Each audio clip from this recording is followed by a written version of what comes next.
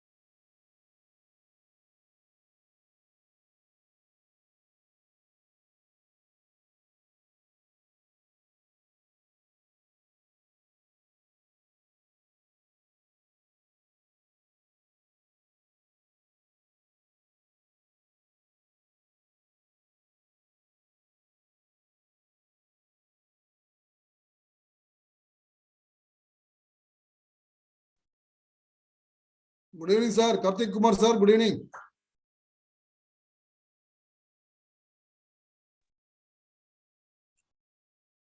Sir, very good evening, sir. Good evening, sir. Welcome, sir. Welcome, sir. Very glad to meet you, sir.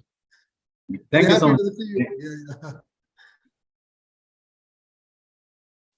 First time we are seeing.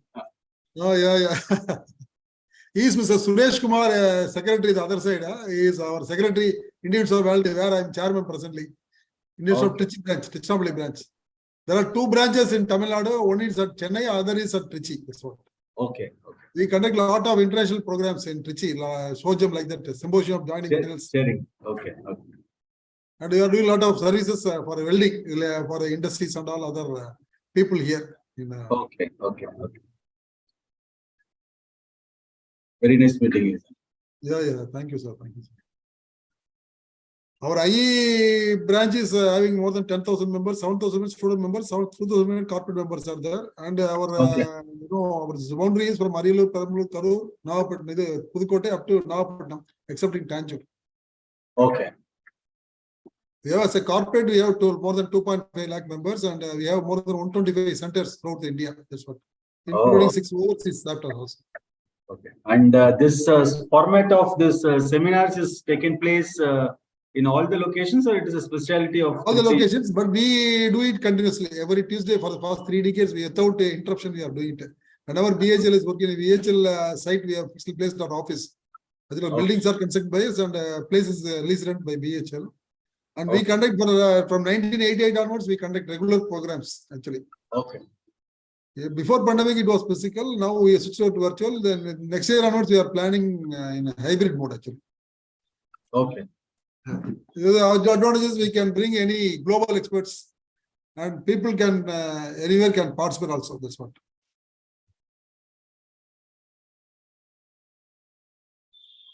Yeah, have you tested your PPT and all, sir? You have been given right. Not you yet, can test not it. yet. I Right now, will. yeah. I You can will share try it and test it.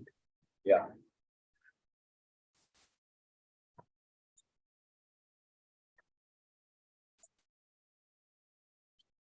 Is it visible, sir? Yeah, Sir, it's visible, sir. It's okay, sir. Okay, sir. Okay. We shall start at 5:35, sir. Just try to wait for some. People are joining now. They will wait for 5:35 and start. Check. Right, sir. Please, sir. Please.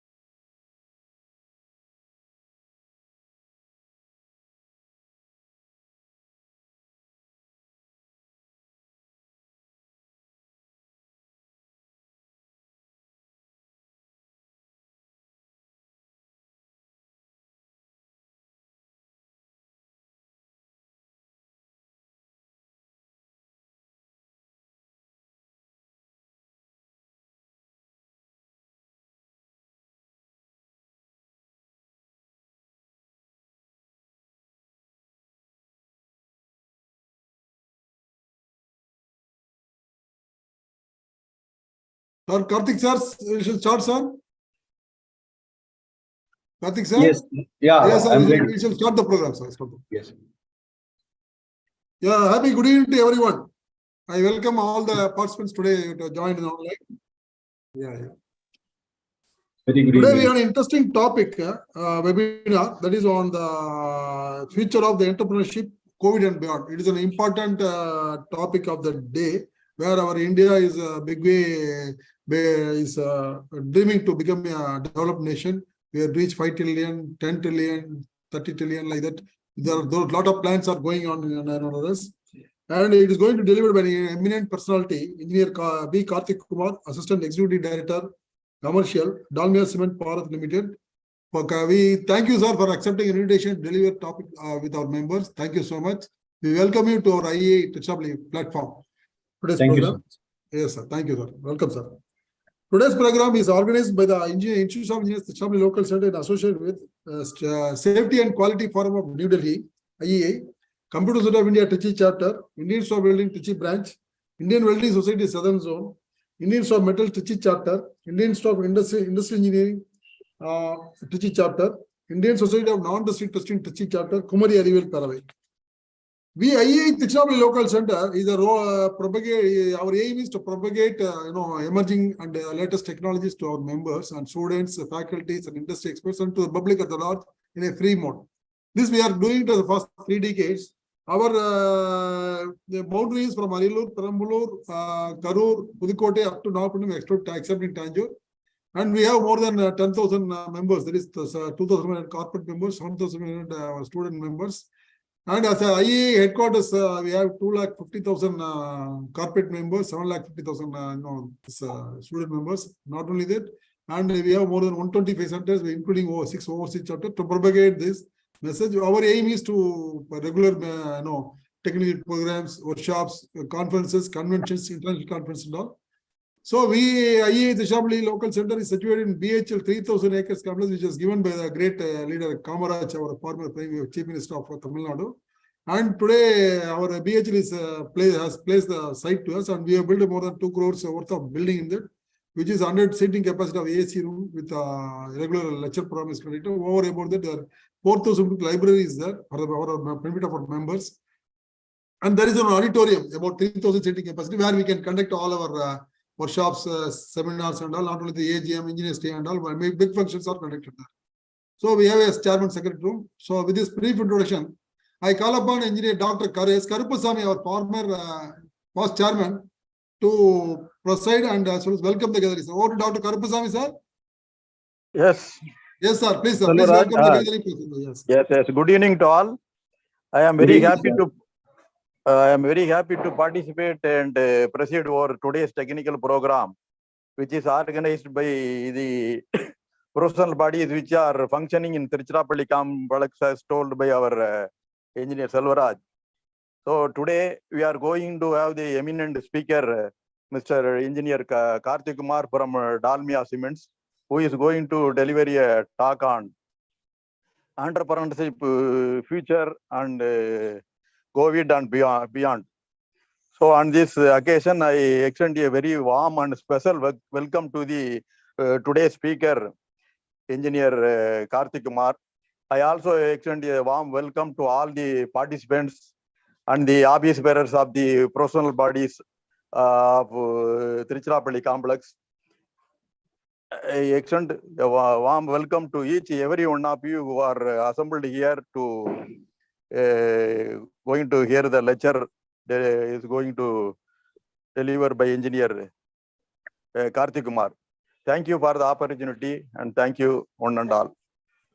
Thank you, Dr. Karupasamy, sir, for an excellent welcome address and giving note about today's program. I welcome Engineer Krishna Kumar, sir, who has joined today, just who is a person behind it. Sir, Krishna Kumar, sir. Welcome, sir. You are very much welcome, sir, to our program, or Director of Dalmia Cements. And I call upon Engineer Suresh Kumar, our Honorary Secretary for Indian Institute of Welding, Trichinopoli branch, to welcome the speaker to the audience. Over to Engineer Suresh Kumar. Thank you, sir. Good evening to all of you. Thank you, Mr. Selvaraj, to giving me the opportunity to introduce Mr. B. Karthik Kumar. Today's speaker is Mr. B. Karthik Kumar is a BE Mechanical and MBA with 29 years of industrial experience. His industry experience has varied from granite, float glass, automobile, copper, and cement. He is currently the Assistant Executive Director Commercial at Dalmia Cement Bharat Limited, one of the largest cement manufacturers in India. He takes care of commercial function of the group's 4 integrated cement plants in southern India. Prior to this, he was the head of purchase at Sterlite Copper, a Vedanta group company at Thoothukudi. Earlier to joining Vedanta, he was with Saint Gobain Glass India Limited as team leader materials. He was instrumental in establishing the materials functions, systems and SAP at Saint Gobain Glass. He was part of the project and operational phases of the Chennai float glass project. He was the group resource for SAP at Saint Gobain, a Fortune 500 French multinational. His formation phase was at Indian Rayon and Industries Limited Cement Division, currently known as Ultratech Cement Limited, part of the Aditya Birla Group. He has 9 live SAP rollout experience and SAP MM consultant by interest. He sits on the board of studies for Dhanalakshmi Srinivasan College MBA. He is a member of the subcommittee for syllabus framing for Anna University, Faculty of Mechanical Engineering as an industry representative. He regularly delivers guest lectures in NIT, College of Engineering, Anna University, management institutions, engineering, and other colleges.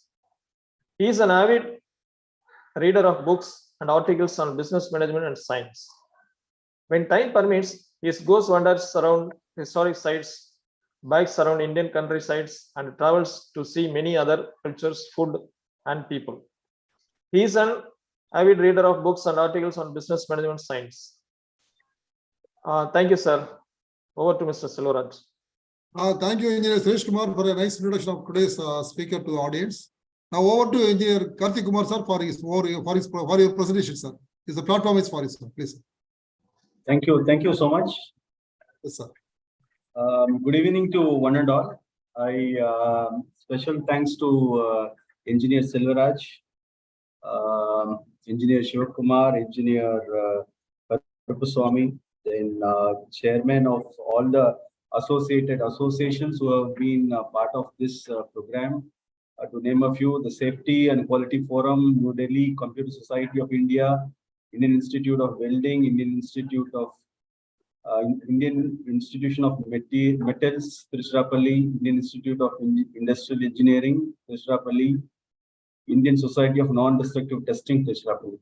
I'm honored to be among the members and the organizers for having given me a forum to share some of the thoughts based on my personal experience and of course, various management readings. I just wanted to share my thoughts today on entrepreneurship, COVID and beyond. I have a small PPT. I will just share it now. I hope it is visible. Yeah, it's visible, sir. Visible, sir. Visible. I think most of the forum are from Trichy, so I may associate some of the examples from Trichy also. And it will be a sort of English plus Tamil speech. I think that should be okay for all the team members present here.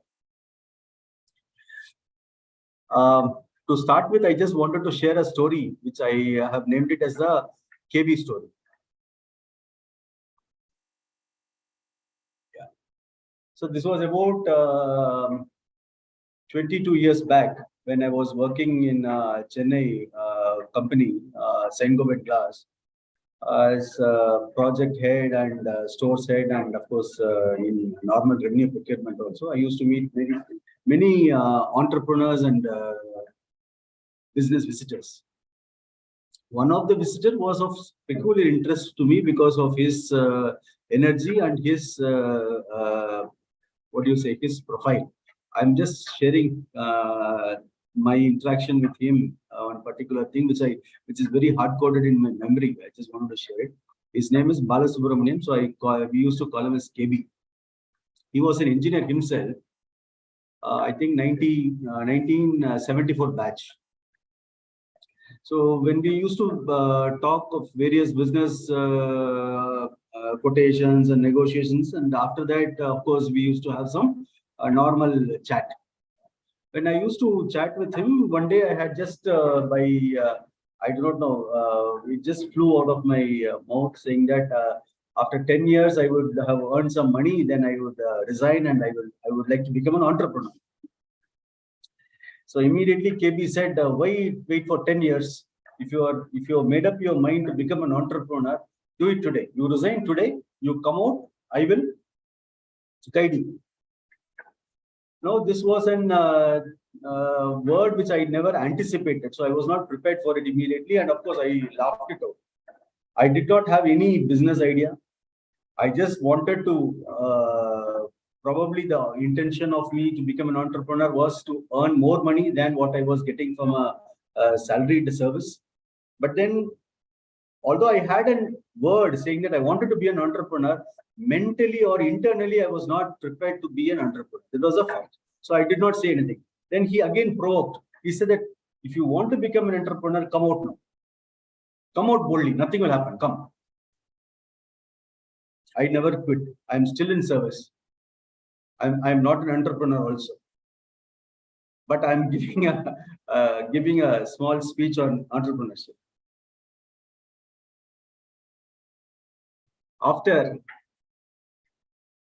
After a few days, again, I was just thinking about what I spoke to Mr. KB and how it happened. This man, he is a first generation entrepreneur. After finishing his engineering, he didn't get any job. This is way back in 1970s. So he was looking out for a job, but he didn't get. And at that time, what he said was the government of Tamil Nadu had come out with a scheme for educated unemployed youth. And so he had got a seed capital of 1 lakh from that, at that time, Chief Minister. With that, he has started that lathe workshop in Chennai. Slowly, he has built up on that. And today, you will not believe, he is an 200 crore mission shop in Chennai. He said nothing happens overnight. He said it is hard work and pain, but then you can do it. Now, how many of us or how many of the engineers who are coming out today are prepared to face the world, face the rough world, I would say. Like nothing is coming free of cost. Nothing is coming on a platter. We have to work for it and we have to get it delivered. But then mentally, as an Indian, or probably most of the Indians are preferring a government job or a private job like what I am doing now, where we are in the safety of a regular monthly salary, irrespective of whether I deliver or not. Most of the cases. Some of the cases, of course, we are hearing various news articles today saying that Byju's has retrenched so many people, Amazon is going to retrench so many people, Facebook has retrenched 13% of their working hands. All these are a practical fact of today's life. Now, having said this, unfortunately or fortunately, I would say, the world faced an unprecedented calamity in this pandemic. In fact, I think in somewhere in September or November 2019, there were various WhatsApps which were circulated, which even I have forwarded, of some Chinese hospital being constructed within 15 days, 500-bed hospital, 1,000-bed hospital, and we were all astonished. But it took us 4 months to realize that Chinese were actually putting up that hospital to service those COVID patients only. This was the amount of secrecy. This was the amount of free press which was getting out the information so late to all of us. So this is the condition of the world. Then we had to face this horrible pandemic, I would say, where not only industry suffered, but many of the people also. So India was no exception. But given the size of our country, given the size of our democracy and openness in the society, where in case somebody says something, there will be 10 people who will be giving a counter-intuitive argument and putting spokes to that. So we were not at all comparable with a country like, say, China or even, say, Singapore. Singapore say they are a democracy, but you can never in case there is some rule put, you will see the complaints more from the public than the opposition which we are facing in the Indian society. So with all these things, finally, when we look back, I think we as Indians, the central government and all the state governments put together have done a fairly fantastic job in managing this pandemic without letting it go out of hand. Whatever was the controls which was put in terms of total lockdowns or limited lockdowns or containment zones, then various COVID incentives or initiatives taken by both these governments were fantastic. In fact, all this is are getting delivered. And I strongly feel that we are living in a country which is going to lead the world in the decades to come. With this sort of an optimism or real facts, we will go to the next points. I'm just sharing. 2 months back, the government came out with a statement that we have already crossed the $3 trillion GDP level, right? So when we were in that, we have already become the 5th largest economy in the world. Just to put everything in perspective, from 1947, when we had taken the independence from the British, to come to the $1 trillion mark, India took 63 years. However, after the opening up of the economy during the Manmohan Singh time, and after that from 2020 to 2017, in 7 years, we have touched the 2 trillion mark. After that, if you see, every trillion is coming in a shortened period of time. We have already crossed the 3 trillion mark. And it is estimated that by 2025, we will touch the 5 trillion mark. Now, with such a growth story, nowhere in any developed developing country you have such opportunity. Now, how to capitalize this, or where are we when compared to the other peers, that we will see in the coming slides. By 2025, we are supposed to be touch a population of 150 crores. Now, this is a huge burden on the social structure as well as an opportunity. If you see, in 2025, the average working age of the people of the workforce in India will be 29 years. This alone will be the largest human capital on whole earth. That means, in case all the engineers, all the working population, whether it is science students or whoever it is, in case they put in some effort towards products and services to the country or to the consumption, we will be doubling our GDP, our wealth, our economy much faster than what we can estimate in all these statistics. Currently, if you see, even if you take a small vegetable vendor, he has a smartphone, he has a touch phone. So most of the luxuries which we had, which we think we had 20 years back, today it has gone down, percolated more into the population. And if you see all the countries put together, the current Indian population's mobility upwards, that is in terms of luxury or applications or appliances, we are the fastest group in the world. That itself gives a huge confidence in the way the public are being taken. Currently, around 55% of our GDP, the Indian GDP, is coming from services sector, and manufacturing is only 14%. So I would like to stress on this. We being engineers, we should not look at cushy jobs like an Infosys job or a TCS. We should definitely enter into manufacturing sector and contribute. And in fact, the Make in India program, which is being propelled by the government, they are trying to push this 14% contribution from manufacturing sector to 25%. This means more industries, more employment, and more contribution and more wealth division between all the people who are participating in those industries. Already, India is one of the top R&D destinations in the whole world. I just took out some statistics. India has around 1140 R&D centers of MNCs in the country. employing around 9 lakh professionals. Intel is having the largest R&D outside the US. Samsung has the largest R&D outside Korea. Google, Amazon, and Apple are planning to put the second largest R&D centers outside US. That means even in the knowledge industry, India has made a mark, and it's looking very, very rosy. Our country is also the topmost market for many segments. I've just plugged in some of the interesting facts. We are the second largest smartphone market, and we are still growing at 11% per annum.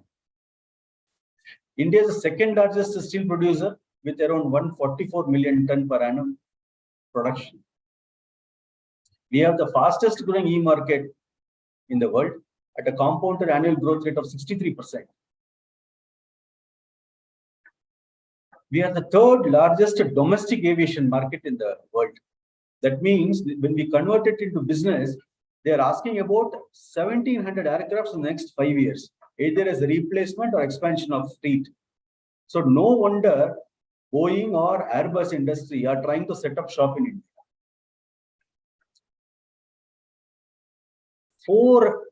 4 million passenger and commercial vehicles have been sold. This is one of the highest and probably the third or fourth largest market in the world. And in durable sales, we are 3 times the global growth rate at 18%. That means every durable which we buy,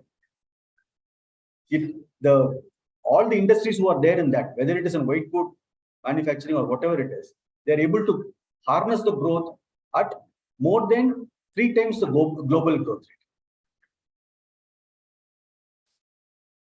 Just to give some positive shade from some of the biggest business houses, then I will come to the medium entrepreneurship.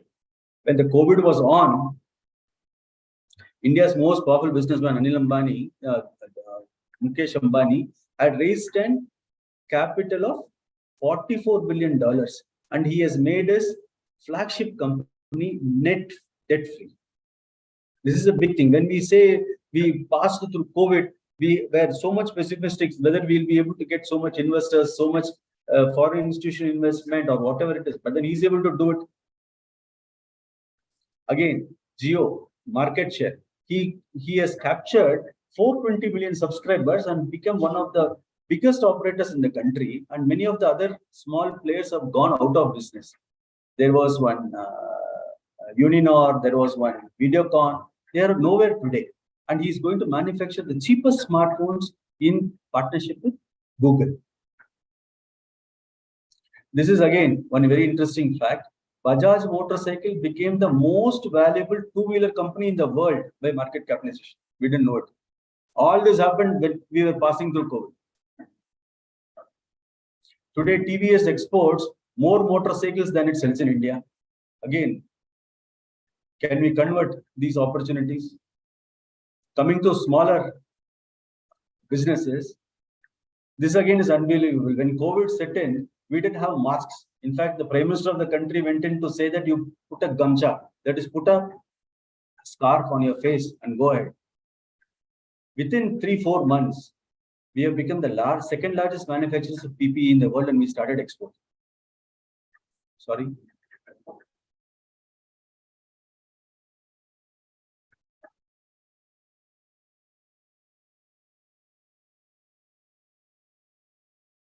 Digital payments, that is UPI payments, have become so common. Everybody would have seen, even a small pani puri wala is able to take a digital payment today.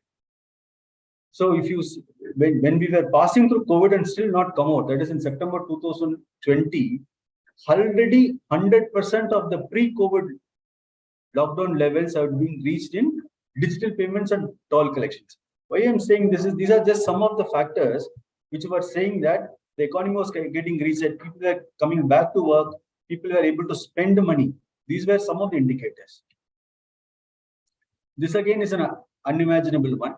30% more crops were sold in 2019 itself.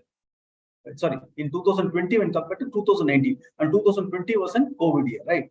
So even in agriculture sector, there was an improvement in our own country.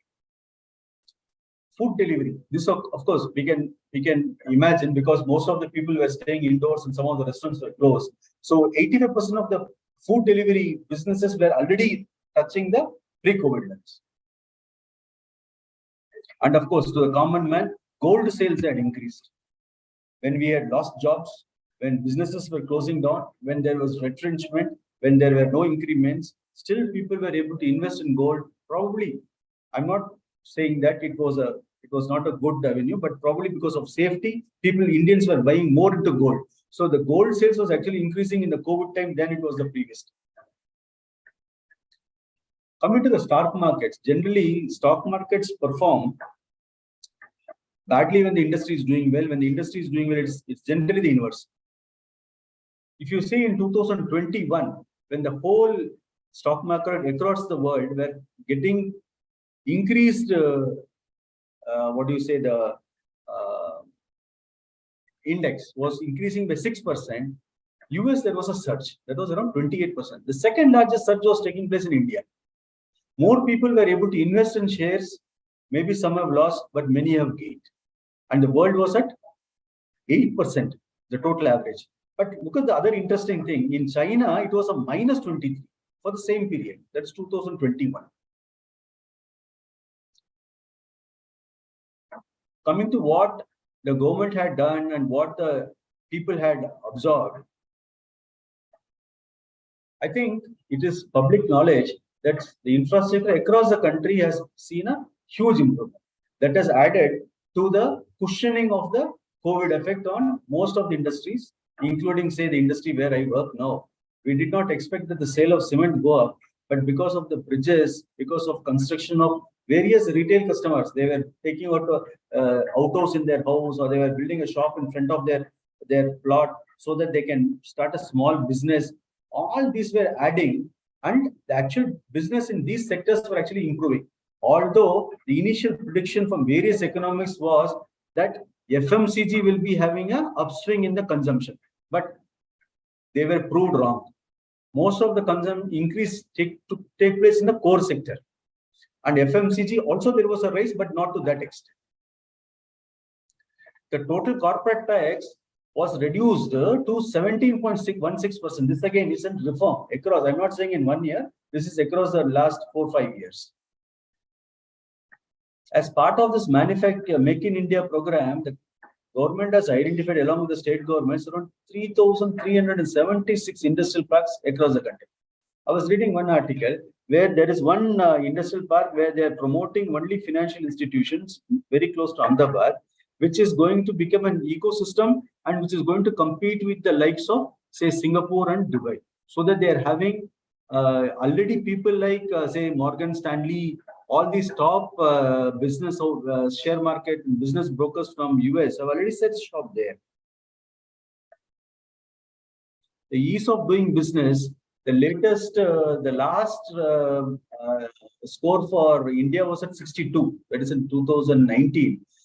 And the biggest jumps, we were earlier at 132 out of the 208 countries rated. The biggest jumps happened during the last 4 years, including the COVID years. So the governments were able to administer properly, and the businesses were able to absorb, and the public were also able to resiliently accept it. Coming to the startup ecosystem, today India is the third largest ecosystem in the world, first being the US and second being China.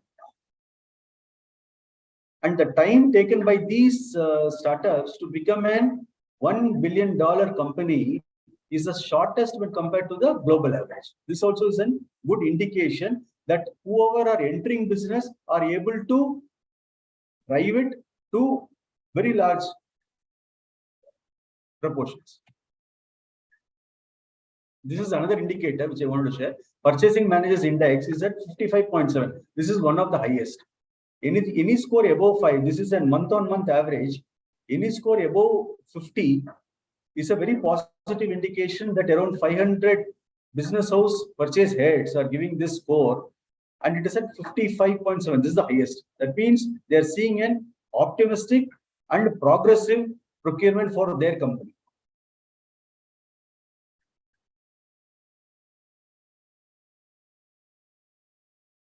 Coming to the overall industry scenario, yes, layoffs are true. Recruitments have stopped. or some of the inefficient workforce or inefficient companies are closing down. This is a fact. Now, what will happen to all those workers and engineers? That is a question which we will try to discuss and address in this meeting. Still, Indians continue to look for safe jobs and government jobs. There was an Agniveer notification from the government, and for some 30,000 jobs, there were some 3 lakh applications. This is the attitude or the profile of the Indian mindset, where we are looking at more safety in jobs than risk. We slowly need to become less dependent on the state. That means, I would like to take an example of one of the city in Tamil Nadu, say it is Tirupur, where all the businesses which are run by individual entrepreneurs and nothing is state-owned. Now, when a entrepreneurship city like Tirupur can do it, why not Trichy? Why not Erode? Why not Viluppuram? These are the questions which we have to ask. Everywhere we are looking for some dependency. In fact, last time I was just taking out a statistic with couple of my friends who had businesses running as BHEL ancillary units. They were finding business very difficult. And because of the business downturn, many of the people, I think, have shut shop also. But then how to come out of that and how to go into new business avenues and make money for themselves as well as to the society. Indians definitely need to increase our risk appetite. As of now, that again coincides with the second point. We are looking for safety and less risk. Entrepreneurs, whoever have started, like Mr. KB, whom I mentioned in the beginning of my speech, he has passed through, and many of the young entrepreneurs who have come have failed. It is not that it has been a smooth operation for them to grow into such a big corporation or survive. But then they had that attitude that, okay, fine, start all over again, change your business model or change your product or change your services. That was an interesting thing which was seen in most of the small first-time entrepreneurs who have succeeded. This is another indication of what is the malaise in the Indian society. 90% of the population in the country are staying in the same district where they were born or they are brought up. That is, their intention to go to the other location, relocate, either do business or work is limited.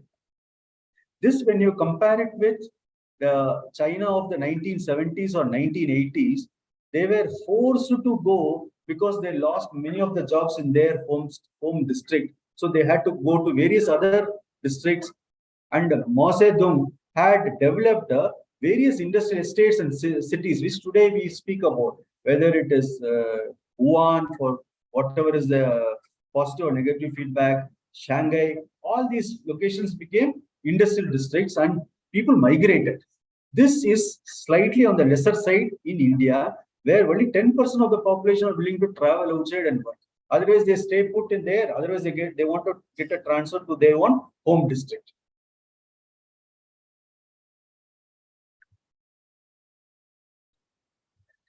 Now, just because some of the shops have closed in our business district, say in Trichy, definitely the skilled labor, whether he is a welder or a good engineer, he would have migrated. Or he would have set up some other industry or some other business, or he definitely will not be staying in the same location. Now, when you restart the industry, you will be flooded with mediocre people. This is a fact in every industry and in every country. So now this is getting clubbed with another revolution happening in the industrial circuit called as digitization. There they say that we should not be more dependent on people, but we should be more dependent on data filled into machines so that they can give you the decision making or push you to the decision making which requires to be taken. So with mediocre people, how to deliver the best productivity, best efficiency, this is one challenge which we'll have to face. Because of digital revolution which is happening in most of the industries, including government companies, the industry estimate estimates that around 40% of the old workforce will be purged out. They will not be required anymore because most of the things will be automated. Today, just to take an example, when the ATM revolution started in our country, you remember that there will be one watchman sitting in every ATM, and there used to be an AC room. Today, the watchman is missing in all the ATMs. It is left alone, and most of the ACs are also not working. So there is a slow downgrade. Now, what will happen to all these people who are working there? What will happen to the tellers? The tellers have been outsourced to an ATM machine. So the teller has to upskill themselves and find out some other job within the banking system. That only they can survive. The world is moving towards a gig economy. Gig economy is like what we see now, Uber, Ola, and this Swiggy and Zomato also. That means I'm talking about small entrepreneurs. If you compare the Indian entrepreneurship with that in China or that in Taiwan, there's a huge difference. The reason is many of the people like a city like Tirupur or Coimbatore, where even small middle class families have put up some sort of a business activity, some economic activity, and they do it. You will see the husband having a late shop in front of their house in a Coimbatore household, and the wife will be working in a textile mill. So there are double employment, and both of these people, the husband and wife, are adding to the GDP of the country. That's a great thing. And I have seen such a thing happening in, say, Surat or Bombay, for example. But if that can be replicated in all the other cities, say in Tamil Nadu or in Tirupati, we will definitely be a great service to the economy as well as to our own family. From next year, the Chinese population is expected to shrink. So when the population is shrinking, the workforce will also shrink, and they are going to heavily be dependent on the increase in productivity. One side, the competition, China is at least 20-30 years ahead of our country. Now we are competing with them. We are saying that China is under lockdown. Why don't you bring the Apple manufacturing factory to India? In case we continue to work with less productivity, continue to be of less skill, how can we attract such investment, or how can we get such a better paid job? We definitely, as a workforce, as an engineering workforce, as an entrepreneur, we have to shift up.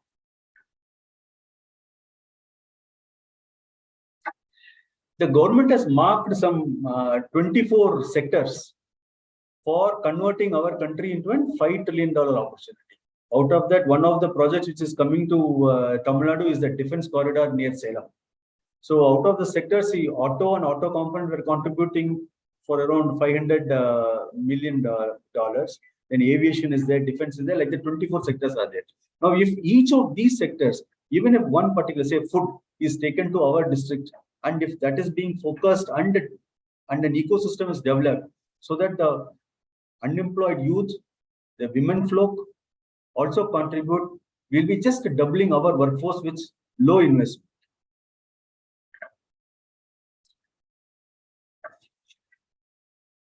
Now, most of the things which we will be hearing from the news channels or from the economists are there. But then I just wanted to give a different food for thought.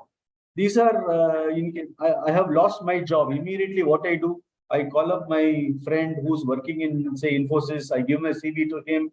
I think that in the Facebook, I can do a networking. I think that the LinkedIn, I can do a networking. I give my CV and I ask for help, saying that, can you please put me on to something? Honestly speaking, most of these things actually don't work. This is a statistical thought. Now, so how to go forward or how to harness opportunities? We Indians, after the Facebook and LinkedIn phenomenon setting into us, we are always thinking network happens through known contacts, but somehow we are discounting the weak ties, the strength of weak ties. He may be a small officer who has worked with you. He may be a relative of yours who has not been that much shining like what you and I are, but then he can probably give one of the biggest breakthrough ideas in our life. So this psychologist who I was listening to, she was talking about the strength of weak ties. So in the human networking, in case we are able to spend a pause, take a look at the weakest person in our society, connect with him, we will definitely get some business idea or some relief to the challenges which we are facing in our life. Use of a more imperfect social engine. This again is an Western study, of course. How perfect social search engines like Google or Facebook or a LinkedIn is actually not delivering the immediate relief which you want to expand your business or to get a consultancy contract or to get a business associate.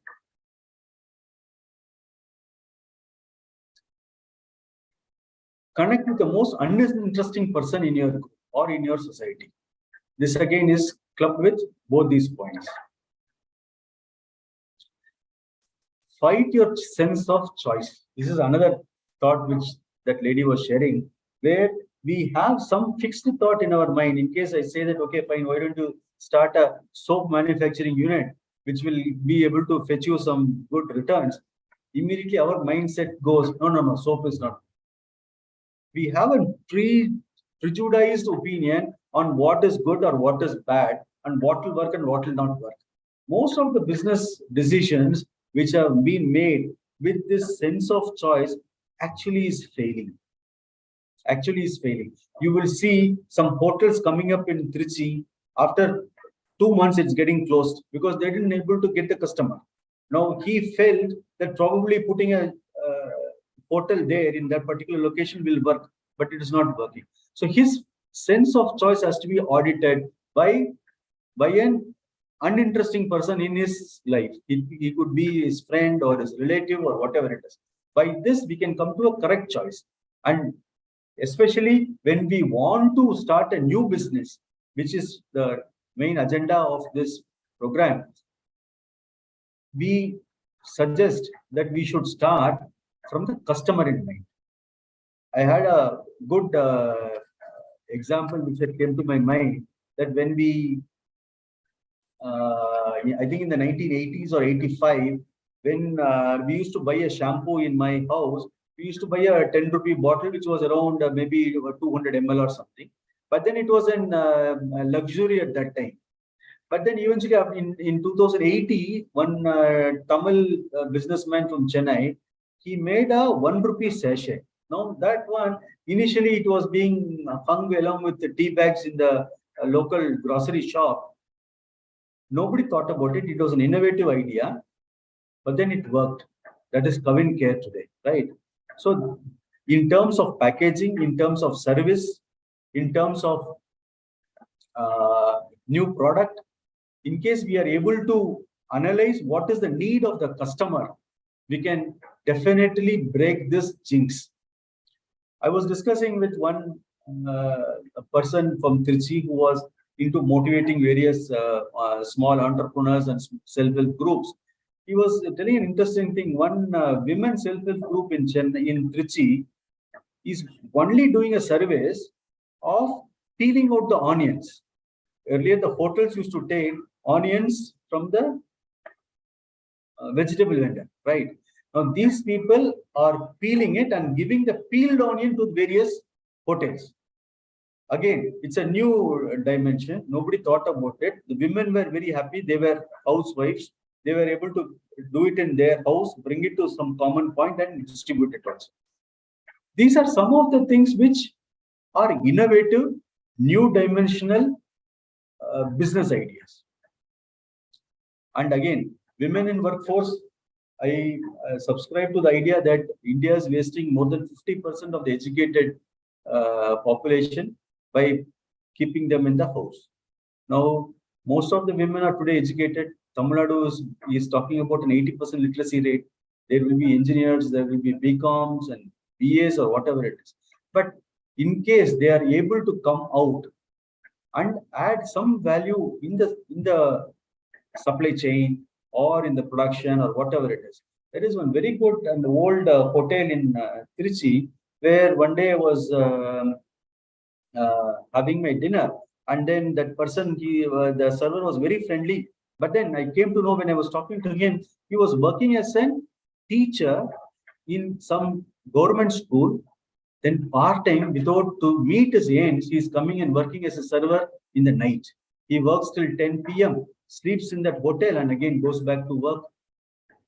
I'm really thrilled by meeting such small people, but then that urge to contribute more, the urge to earn more, support their family is tremendous. Today, the lady who sells flower in the society where I live in, she's an uneducated lady. She comes on a TVS 50. She works, I think, maybe till 8:30 or 9 by the time she returns home. Her son is an engineer. She has got the mind to say that, okay, fine, he should not become another uneducated person like me, and she has put him in some engineering college and come on. The vegetable vendor's son is an engineer. Very nice to see all this, but then how to capitalize this? If in case every engineer looks for an opportunity to work in a structured industry, to get a government job, to get a military job, it may happen to some extent, but not to the full extent. That means the only way forward for our country, for our society, for our family is to start something small on our own. That could be called as a micropreneur or an entrepreneur.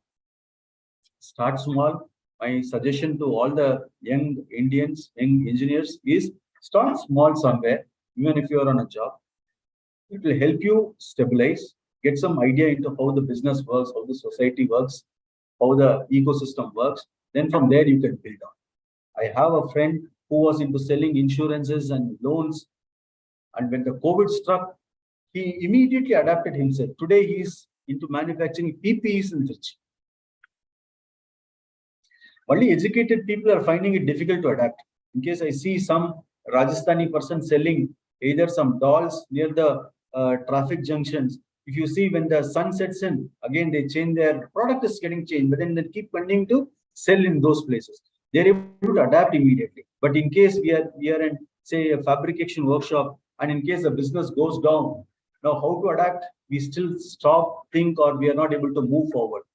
In case we are able to get out of this inertia, I think we are sitting in a time where the economy is good, where the ecosystem is good, where the government support, where the banking support, everything is fantastic. For micropreneurs, you have so many small finance banks, so many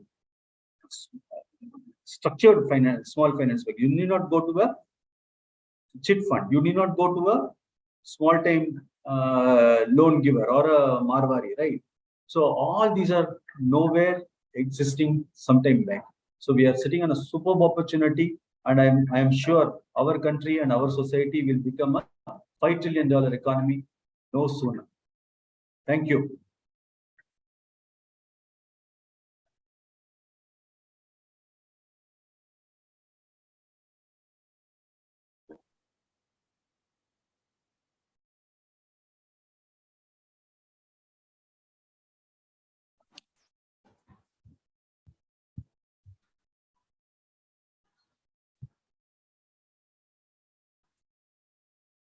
Thank you, sir. It was an excellent talk, sir. You gave a lot of insights in today's entrepreneurship and what is before COVID, after COVID. India is having a lot of opportunities in this area. Really, it was a thought-provoking talk, sir. Thank you so much for sparing your valuable time. And I have a question, sir. Krishna Kumar, sir. Good evening. Welcome, sir. Welcome, sir. Yeah. Very nice to see you. Yeah. It was a very good talk by.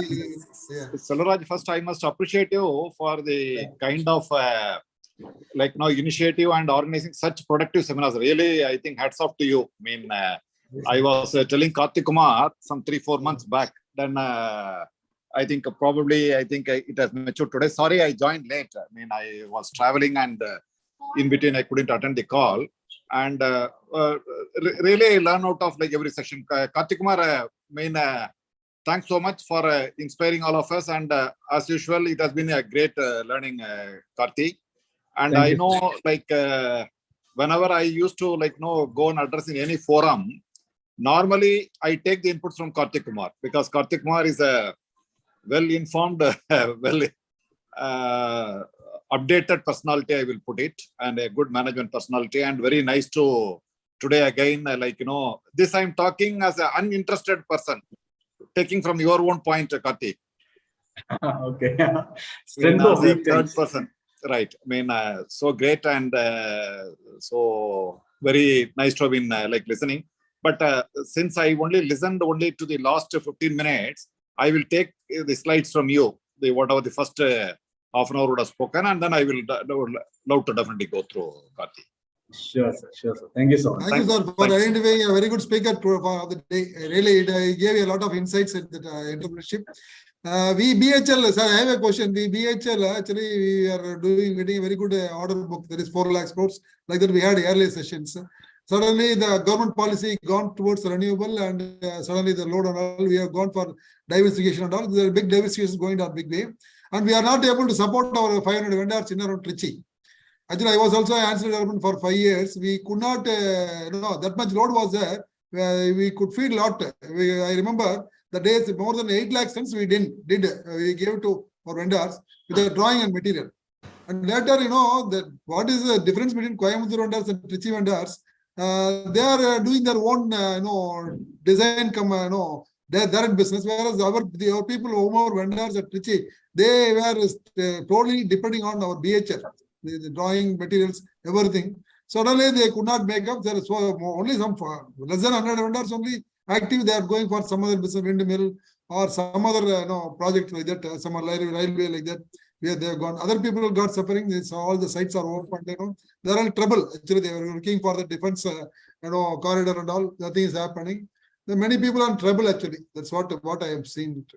What is their advice, sir, for those people who are keeping the site in more than 2 acres, 3 acres with 300, 400 horsepower and all? Sir, Still keeping idle. What to do next? Okay, just only one thought came to my mind. In fact, I met the Belsia people some time back when this problem was there. Okay. After that, for initial meeting, I thought they had some mind restriction. They were not able to come out of that BHL campus or BHL model. Oh.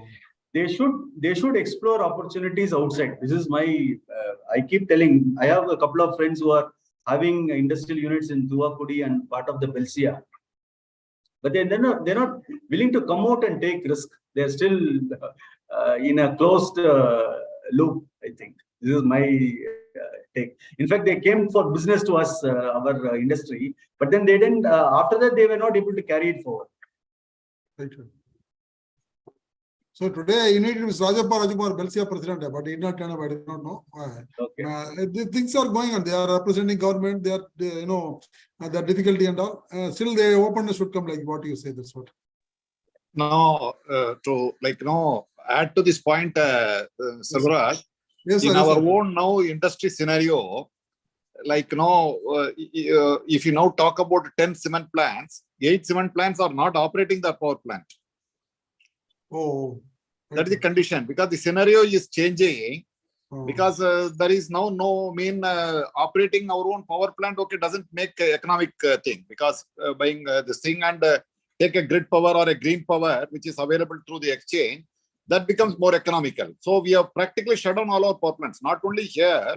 I think the whole of India, I think more going towards that kind of approach. So then what happens to our operating and the maintenance team, within or whom we engage? Naturally, we have to switch over to a different model only. Say this problem definitely has to be addressed. Maybe down the line, when the entire country now is talking to go for a green energy or carbon negative by 2060 or whatever it is, the model now definitely has to change. Probably I think it has to be a futuristic thinking. That's what my opinion is, at least.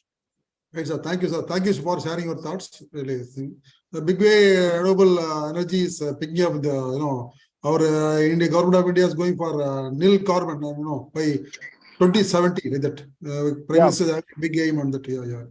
Yeah, incidentally, by 2030, we plan to like now more or less Dalmia will be totally on green energy now. Now, if I have to share with you, I think almost around 15 to 18% we are on green energy, and by 31, our entire power will be more or less on green. Right, sir. Thank you, sir. Thank you, sir, for sharing your thoughts. Participants, if you have any other questions, we can. If you have any questions, we can talk to the speaker. Otherwise, we can go on to the next agenda.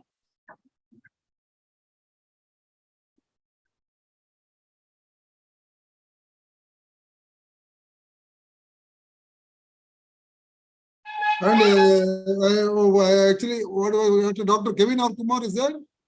I think he's not there. He is somewhere in America. So I'll announce the next week's program. Sir, 2 more agendas, sir, and then we'll close the program. So wait, sir. Yes. Karthik Kumar, sir, please wait. Yes, sir. Yes. That is next week program is the Energy Conservation Day. We are celebrating on it is on 14th. Actually, our customer is developed on Tuesday. That is for 13th. That is the speaker is going to be Engineer Raghavan, former general manager in charge of Indian that is Energy Systems Group of BHL Bangalore, where we are big way we are doing the solar power plants and all. He is going to talk about solar power plants of the day and how it's going to be the future with that. And I invite all the participants of today as well as other your friends. We'll also share the emails and as well as WhatsApp circle. We invite you all of you to participate and grace next week's program. And moving on to the next agenda, I call upon Dr. Titus, our committee member, to propose vote of thanks. Over to Dr. Titus, sir. Yes, sir. Thank you, sir. Thank you. A warm, very good evening to one and all present here. I'm happy to share the vote of thanks at this juncture in this prestigious forum of Institution of Engineers, Tiruchirappalli local chapter.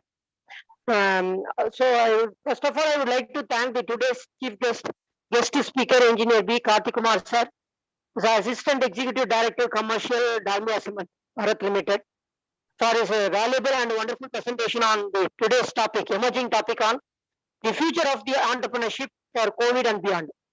So really, it is a very nice topic and emerging topic, sir. Nowadays, the Government of India and Higher Education Institute also focusing towards the entrepreneurship and the startups.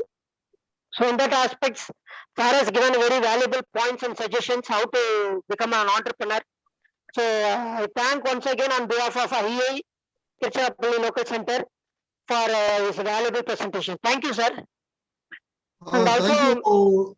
and Thank you. Please, sir. Please go ahead. Please go.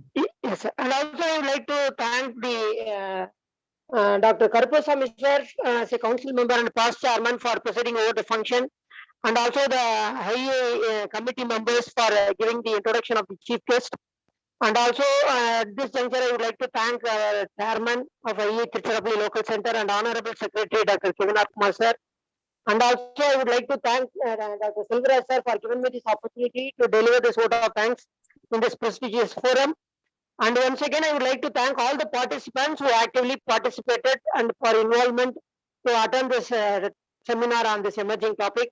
I hope this will be a very grateful and useful topic for all the participants, those who are attended today. And also I would like to thank at this juncture all the IEI committee members, the senior people of this IEI Tiruchirappalli local centers.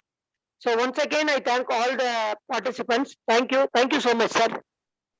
Thank you, Engineer Dr. Titus, sir. And there are some appreciation, sir. Karthik sir, for you, some appreciation that Engineer Suresh Kumar has told us excellent presentation. Thank you. And Engineer Dr. Karupasamy has told very nice presentation on entrepreneurship status, COVID and beyond. Thanks to Engineer Karthik Kumar and the organizers. This is what Dr. Karupasamy, our past chairman.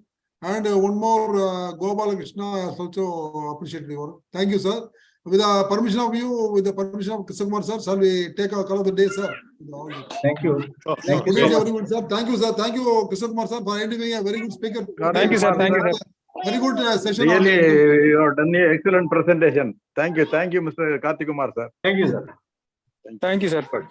Good night, everyone, sir. With all your permission, we'll close the day, sir. Thank you, sir. Good night, everyone. Thank you, sir. Good night. Thank you, sir. Good night.